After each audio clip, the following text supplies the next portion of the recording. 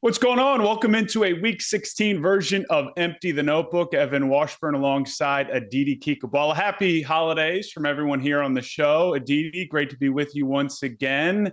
It was an exciting Week 16. You made your way from Cincy back home. I'm still thawing out from Buffalo, and that's really where I want to start. Give the folks a taste of what a cold weather sideline was like, because it felt like when I was watching the 1 o'clock games, whether it was you, Melanie, other reporters across the league, it was a week we had to bundle up. Well, some of us got lucky and got to be inside domes, right? I think Tiffany Blackman got to be inside a dome in Indianapolis. So it was, and Tracy got to be in Miami, didn't she?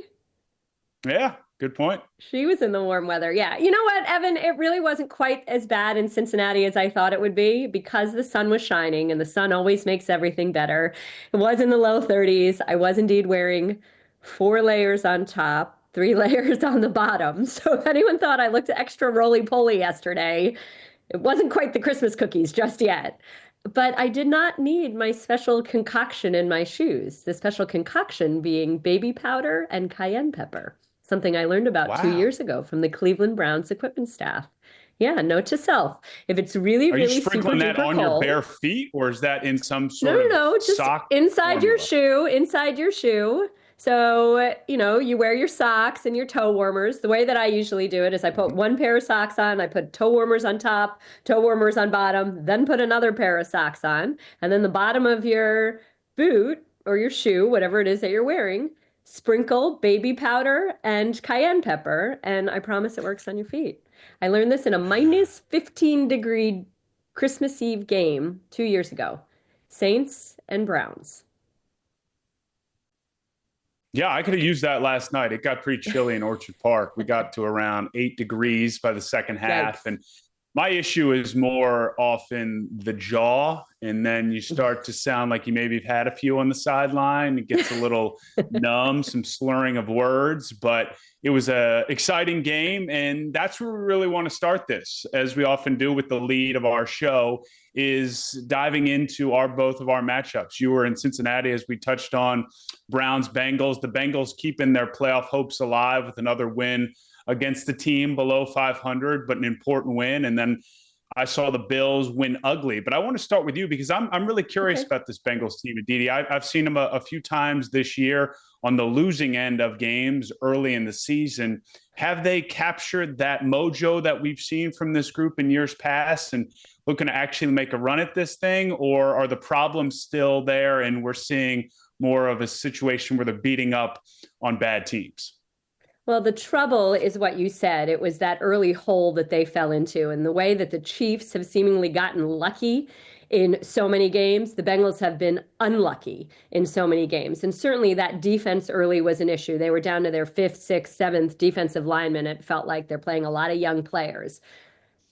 I will say this. Joe Burrow is playing absolutely magnificently. And when we talk about MVPs, and I am an MVP voter, he is not currently in my top 2, but you have to wonder, would the Bengals even be where they are were it not for Joe Burrow? He's had 7 straight games now where he's not only thrown for 3 passing touchdowns, but he's exceeded 250 yards. And I asked him about how he's spinning the ball, and he admitted he's never felt that he's played better than this. But here's what's so interesting about this, Evan. It's been a diametrically different sort of mind situation. I'm trying to keep this clean for us, for him. And in that, he was pretty honest. He said his whole entire life, his entire sporting career, he felt if I played well at the quarterback position, then my team would be okay. And yet here he is playing the position of quarterback, arguably better than anybody. And his team hasn't been okay. And he said the biggest challenge has been coming to work every single day with the same focus and the same intent, even as the results aren't there. He said, sure, I go in on Monday, a day after a loss. I'm in the weight room and I don't want to do this. But he's had to tell himself that what separates the great from the good is the consistency. It's being great in your approach, even when everything around you isn't great. So number one, we've seen that. That's an enormous area of growth that Joe Burrow himself says that he's experiencing and is an enormous credit to him. But I think even more interesting is the leader that he has become as a result of this. He has become freer in showing that passion on the sideline, showing the frustration. We talked a little bit about it as well. He was saying, look, people used to say that I never spoke my piece and I'd get sort of derided for it. And now here I am speaking my piece and I'm getting criticized for that as well. But his teammates are really responding. And Tee Higgins said to me, he said, when the guy that's conducting the train takes everything so personally, how do you yourself not just give it a little something extra? I think what we're seeing from Joe Burrow right now is perhaps even greater in some ways than what we're seeing from Lamar Jackson and Josh Allen, simply because this team isn't winning. It's kind of akin, Evan, to what I was saying about Max Crosby, to see that run of 7 straight games where he's playing every single snap and never letting up for a snap, even though his team isn't winning. That, to me, really speaks to how much these men care about the game. And hey, I'm not giving up on Joe Burrow. He needs help, that's for sure. The Bengals need to win out, the Broncos need to lose out, and the Colts and the Dolphins each need to lose once. But you've seen it, right? You've seen crazy things happen in the National Football League. Yes, you're saying there's a chance. Wow, there was a lot to sort through there. You unloaded a serious amount of information about Joe Burrow and the Bengals.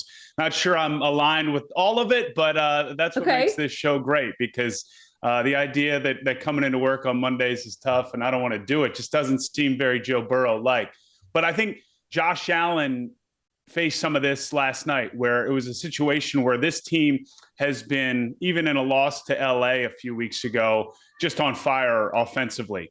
And we mentioned the conditions, about 10 degrees. It's a challenge to do anything offensively in those conditions. And it was a grind. And they're playing a Patriots team that at that point had nothing to play for and outplayed them in the first half. But I thought what the Bills and Josh Allen and really their run game exhibited is that this is an all-purpose kind of group, an all-weather group. And you think that with Buffalo based off of what they have to exist in terms of their environment.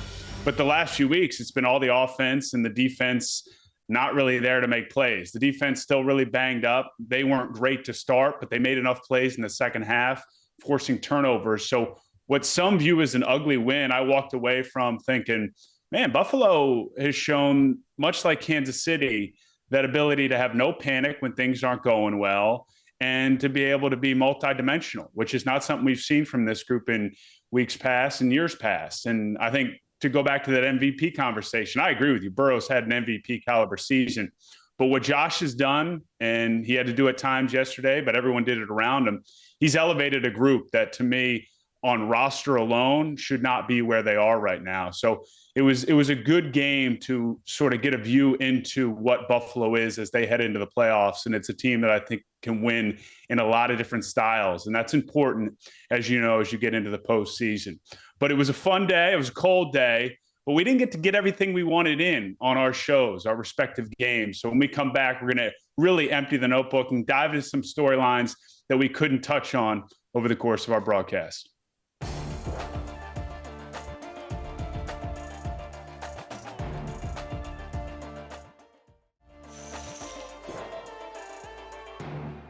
Welcome back into Empty the Notebook. Evan Washburn alongside Aditi Kinkhabwala, the game in the show that takes you on the sideline of these games and dive a little bit deeper. And Aditi, this is where this show was born, in telling the stories that often either we touch on over the course of a 3-hour broadcast or we just don't have the time and space to get to, but there's just so much that we glean from a week of prep and our conversations with players and coaches and executives. So this is our opportunity to get something in that maybe we didn't get to do on Sunday. And I know, again, you were in Cincinnati, and when we go back to the beginning of the year and the beginning of this show, Tee Higgins was thought to be in this final season with the Bengals. They just couldn't work out a long-term deal. He's on that franchise tag. He's played really well when healthy.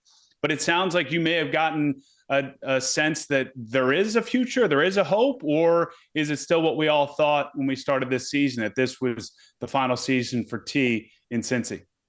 Evan, we can never say never. And we know that Joe Burrow, within the last few weeks, has been very, very vocal in saying that he hopes the Bengals can do, or he'd like to think the Bengals will do whatever that they can to bring Tee Higgins back. So I did talk to T this week, and we talked about the idea of going off to being a wide receiver one someplace else. Because, of course, here he's kind of Robin to Jamar Chase's Batman. Jamar is recognized as the wide receiver one. And Tee Higgins said, why would I want to do that? He said to me, right now, I get to play with the one of the, if not the best quarterback in the game. I get to play. Money is why you would want to do it. Well, hold on just right here. He said, I get to play with one of the, if not the best quarterback in the games. I get to play with one of, if not the best wide receivers in the game. That opens up so much more for me. And then he said, this offense is designed for so many different players to be spotlighted. The way that I am used in this offense so plays to my strengths. And then he said to me, can you guarantee I can have that exact situation anywhere else? And then we talked about the fact that when a team wins, when a team does well, when an entire offense does well, then everybody eats to some degree. So do I think he's taking a hometown discount? No, but I do think that he is very, very smart. He sees the whole picture out there. He recognizes that if he goes to some other team where he is the focal point of the defense, his numbers, his opportunities may not exactly be the same. And he knows how much he loves playing with both Jamar and Joe. The other thing that's so interesting here is that it's very easy to compare this situation to what Jamar had at LSU with Joe Burrow and Justin Jefferson. And Jamar has said T is very different than Justin Jefferson, that every single minute with Justin Jefferson was a competition, that everything was who makes the more dynamic catch, who has more catches in practice, who runs faster. Everything was that way, that Jamar had to speak up and demand the ball a lot at LSU because so was Justin. Jamar told me he doesn't have to do that in Cincinnati because T, and this is a quote from Jamar, is one of the most unselfish humans you'll ever meet. So this could be a situation where T thinks the prospects to win are bigger if he stays put. And maybe that gives the Bengals a little more flexibility to get both of these guys signed. Yeah, incredibly diplomatic and I think spot on when it comes to the football side of it. But just Aditi, we know that this is a business and Jamar's yet to get his deal. And he's played to a level that he deserves to be the highest paid wide receiver in the game. But they have the same agent Joe now, is one of, if not, I don't know the existing rankings of quarterbacks right now, but he's right at the top of quarterback salaries. It's just a reality of, if those guys want T there, then somebody's got to do some work to make sure that he can be there financially. And I hope that they can work it out, because as a fan and as a guy covering the league and covering their games, when they're on the field together as a group, it's as dynamic as there is. But I just don't see it from an economic standpoint. And Evan, that's exactly the point to remember right here, is that now Tee Higgins and Jamar Chase share an agent. Tee Higgins changed. He and Jamar Chase now have the same agent. Joe Burrow is on the record saying he wants to see this happen. So now how motivated is Joe Burrow to reconfigure some of that money? And if it's the same agent negotiating for Jamar Chase and Tee Higgins, then is there some way to make that all work? I'm not saying it's a done deal. I'm just saying I won't write it off as an impossibility. Yeah, economics always at the front end of these things. You use the word everybody eats, and it's a perfect pivot point to what I experienced in spending some time in Orchard Park this week. On Friday, we get there for our production meetings, go to practice, and we're getting told the schedule of when guys are going to roll in, including Josh Allen, obviously, Khalil Shakir as well. And they always, on Friday after their practice, have a players-only meeting. And Aditi, you know this. You hear players-only meeting, you go, oh, man, this is – something's wrong. Like they're getting together. Like this is a team that's winning a bunch of games. Why are they having players only meetings? Well, what it is every Friday since Joe Brady took over as offensive coordinator back in sort of the tail end of last season, on Fridays after they've gone through the week of prep, the players sit in a room together. Josh Allen leads the meeting and they go through the call sheet that Joe and the offensive staff had built. And it's their opportunity with no coaches around to voice their opinion about that call sheet. Hey, I like what they put there. I like how they're stacking the first 15, the script. Ooh, I don't like that. I don't think we ran that well. And it's not just Josh. It's not just the skill players, it's the offensive linemen. So they all offer their opinion, both positive and negative. And then Josh takes those opinions to Joe Brady and he voices them. So he plays both good cop and bad cop. And I thought it was a really good window into how Joe Brady has empowered not just Josh, but this entire group. And I think that's what has this offense doing what it's doing right now. We touched on it, 8 straight games of 30-plus points, hit a bit of a wall last night in subarctic temperatures. But I love what they've done in terms of building a cohesive group that I think works well despite all these new pieces moving in and out. Amari Cooper joins them midseason via trade. And I thought that was a tiny example of a younger coach in Joe Brady not having his ego getting in the way of his players when they take the field on Sunday, feeling like they have true ownership of the game plan. Evan, this reminds me so much of something that the New York Giants in their last Super Bowl season, when I was on that beat, something that they used to do. And it was players only off, also defense and offense. It was removing the coaches from the room. At the time, the 2 captains were Justin Tuck and Eli Manning, and they would each pull tape. And basically, without the coaches in the room, as you would run through, let's say on the offense, the tape, it was the job of whoever it was on that play to stand up and say, I could have held that block longer, or I didn't hit that hole right. It was taking accountability. And I will never forget how many players told me how much easier it is to speak when the grown-ups, meaning the coaches, aren't in the room. And so the story that you're telling, I think, is Joe Brady acknowledging and recognizing that those offensive linemen, those wide receivers, those running backs, they may all feel a little bit more free to speak just amongst themselves than when the coach who designed the play script or designed the play is in the room. Get your flags ready. We're throwing them coming up next.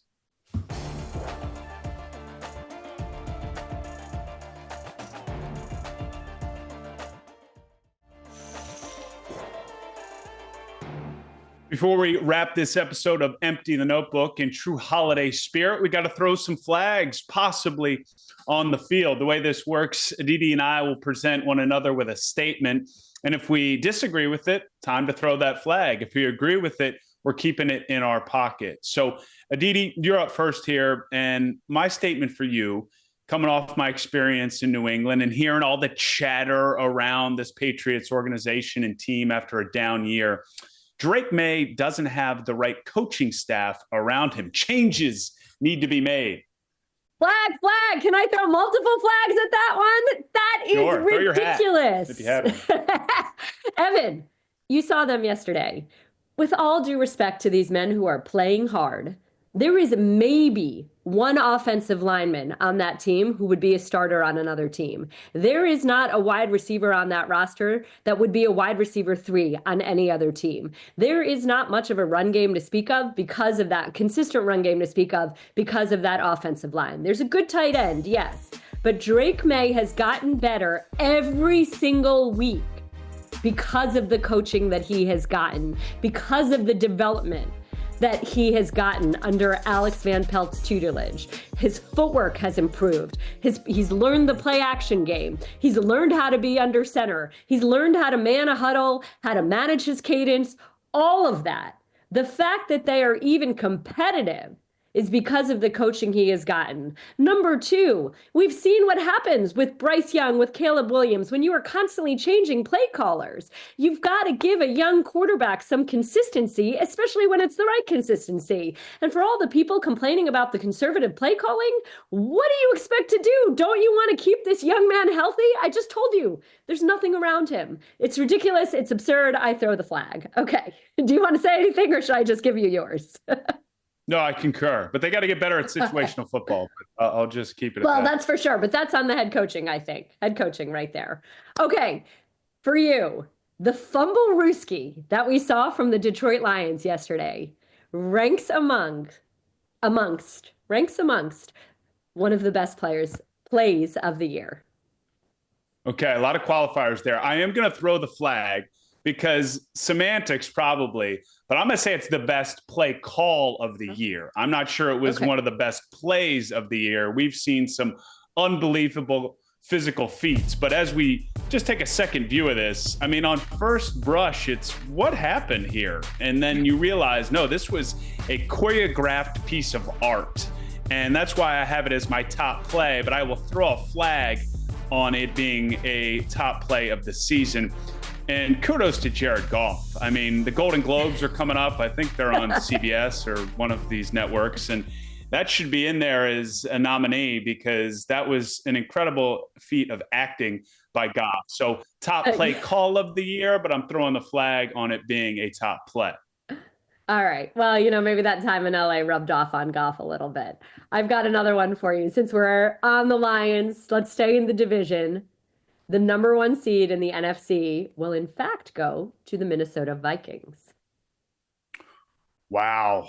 Yeah, I'm going to throw the flag on this. I love what's happening in Minnesota. I think they might beat a team like Detroit in the playoffs, but I have a feeling based off of the way the Lions are rallying around this idea of getting the 1 seed, being the host of things, having home field advantage throughout, that despite all the injuries, especially defensively, that they're going to be able to maintain it. And I know these two meet up in week 18, which is awesome. I mean, it could be a de facto for the division game there in week 18. So that answer will come to light probably on the field, which is where it should be decided. But I still want to lean towards Detroit. I was really impressed, Aditi, with what they showed yesterday, bouncing back after the loss to Buffalo, still having to survive all of these injuries, especially defensively, losing Montgomery, but still being able to have an effective and productive win against a down Chicago team. So I'm going to stick with the Lions.